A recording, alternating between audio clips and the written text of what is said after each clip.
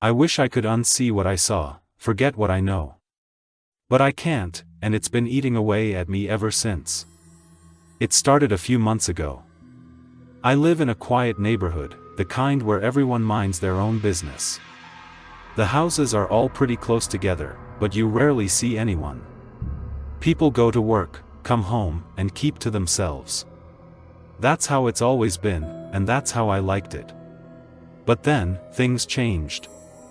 There's this house next door to mine. It's been empty for as long as I can remember, or at least I thought it was. I mean, the lawn was always overgrown, and the place just had that look, you know? Like no one's taken care of it for years.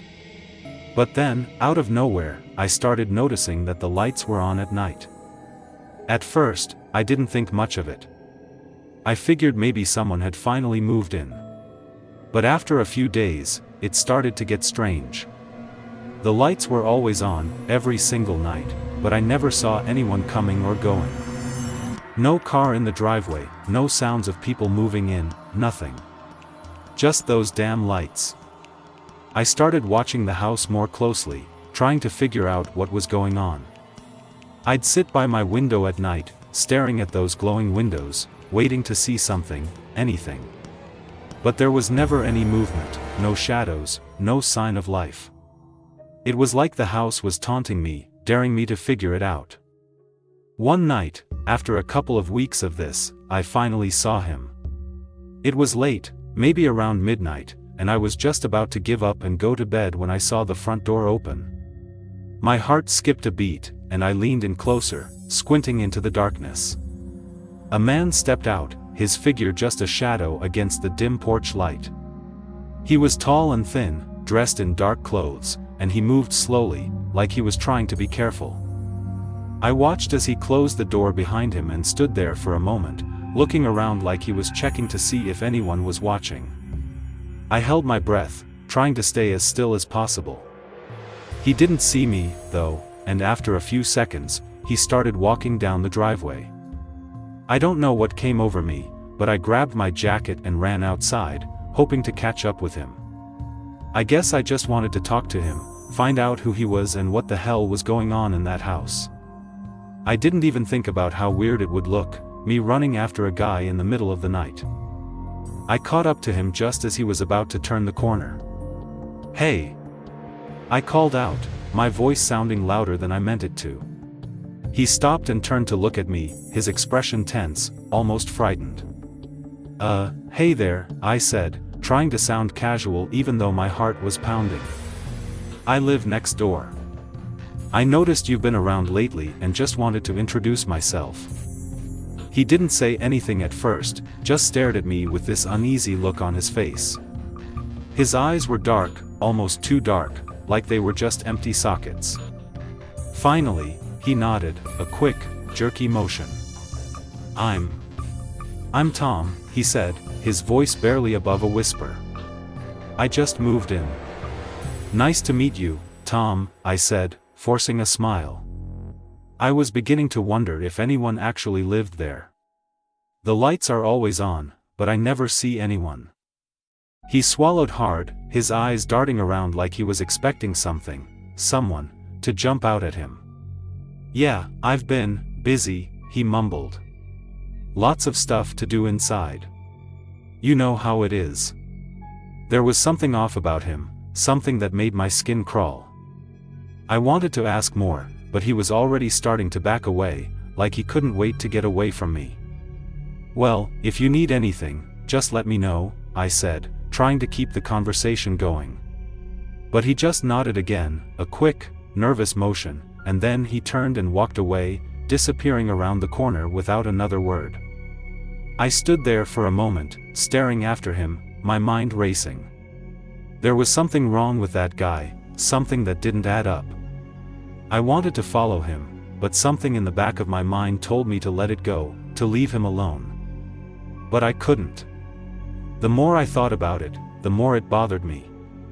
Why was he so nervous? What was he hiding? And why did that house seem so wrong? That night, I couldn't sleep. Every time I closed my eyes, I saw Tom's face, those empty eyes staring back at me. I kept thinking about the house, the lights, the way he looked at me like he was afraid. I had to know what was going on. I had to. So the next day, I did something I probably shouldn't have done. I called in sick to work and spent the entire day watching the house. I was determined to see if anyone else went in or out, if there was any sign of life at all. But there was nothing. The house was as silent as a grave, no movement, no noise. The only thing that changed was the position of the sun in the sky. By the time night fell, I was more frustrated than ever. I was starting to think I was going crazy, that maybe I was imagining the whole thing. But then, just as the last light of day faded, I heard it. A noise. A soft, scraping sound, like something being dragged across the floor. It was coming from Tom's house. I froze, my heart racing. The sound was faint, but it was there, and it was coming from inside. I strained my ears, trying to hear more, but the sound stopped as suddenly as it had started. The silence that followed was even worse, thick and oppressive, pressing down on me like a weight. I couldn't take it anymore. I had to see what was going on. I grabbed my flashlight and headed out the door, my footsteps sounding too loud in the still night. I crossed the lawn, my breath coming in quick, shallow gasps. My hand shook as I reached out to touch the doorknob.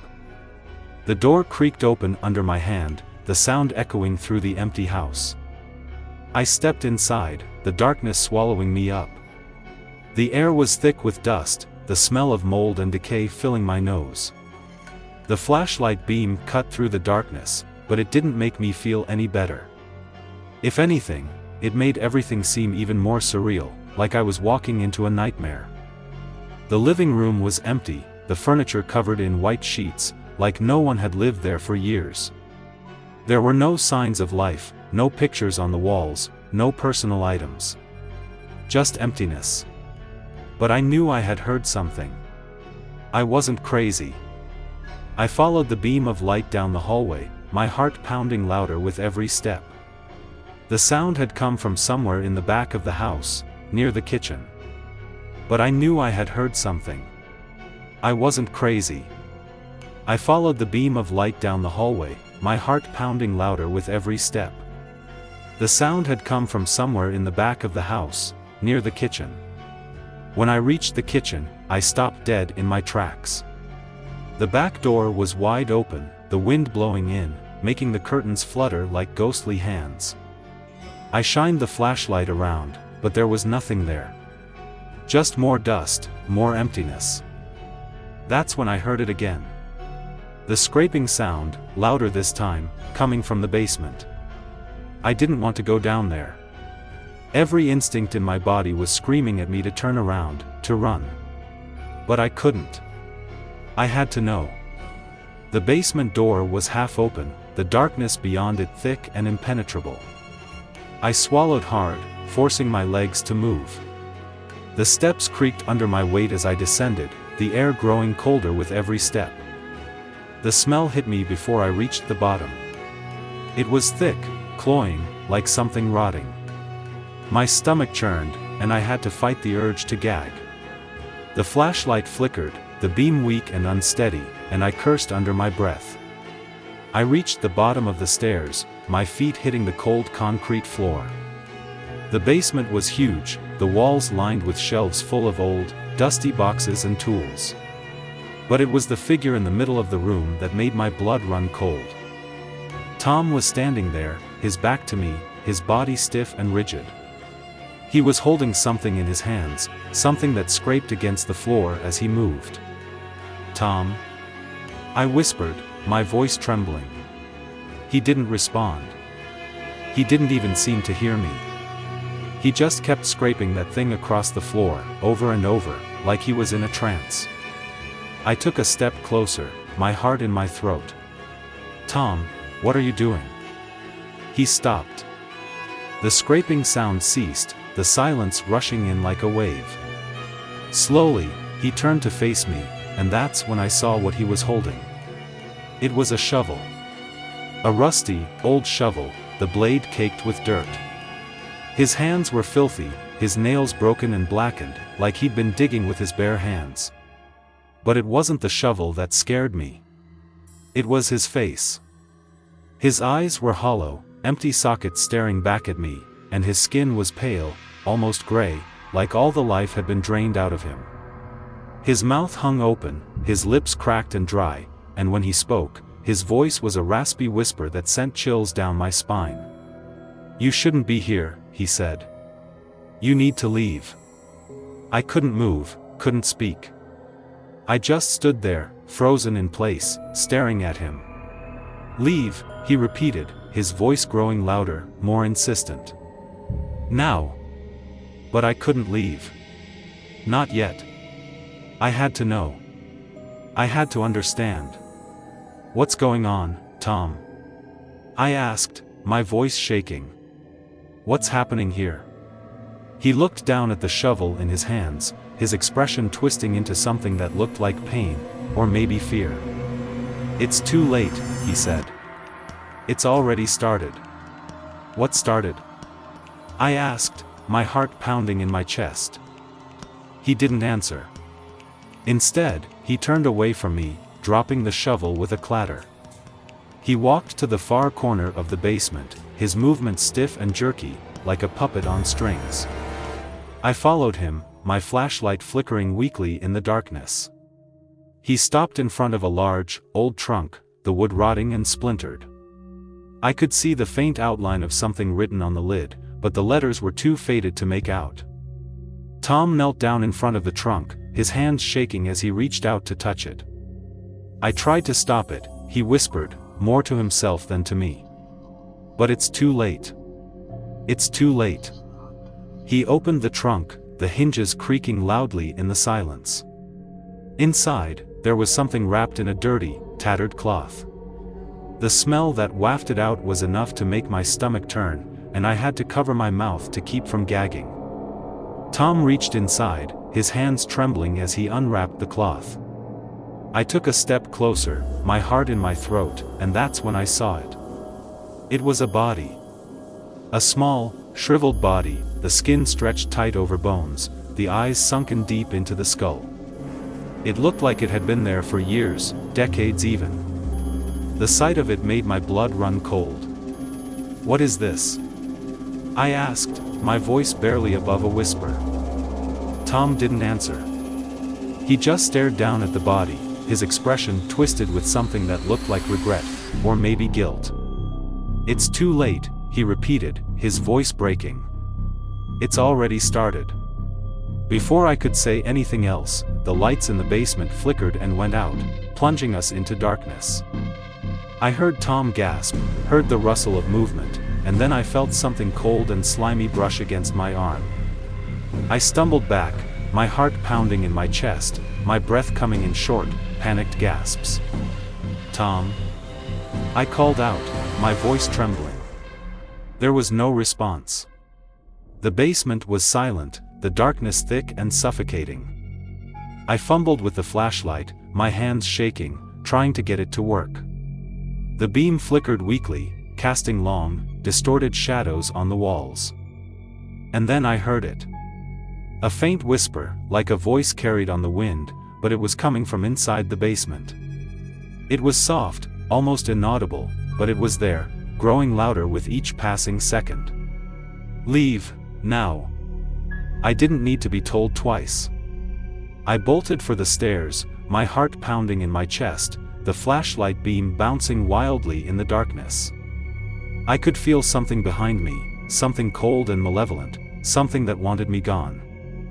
I reached the top of the stairs and slammed the basement door shut behind me, my breath coming in ragged gasps. I didn't stop. I ran out of the house, across the lawn, and into my own home, slamming the door behind me. I didn't sleep that night. I couldn't. I just sat by the window, staring at the house next door, waiting for something to happen. But nothing did. The house was dark, silent, like nothing had ever been there. The next morning, I called the police. I told them everything, about Tom, about the noises, about the body in the basement. They came and searched the house, but they didn't find anything. No body, no Tom, nothing. The house was completely empty, like no one had lived there for years. They said I must have imagined it, that I was stressed, overworked. But I know what I saw. I know what happened. Tom was real. The body was real. And whatever was in that house, whatever had taken Tom, was real too. I moved out of that neighborhood a few weeks later. I couldn't stay there, not after what I'd seen. But even now, in my new place, far away from that house, I can't shake the feeling that something is still watching me, waiting for me to let my guard down. And sometimes, late at night, when the wind is howling outside, I swear I can hear that whisper again, faint and distant, but unmistakable. Leave, now. I don't know what happened to Tom, or what was in that house. But I know one thing for sure. Curiosity didn't just kill the cat. It made it disappear.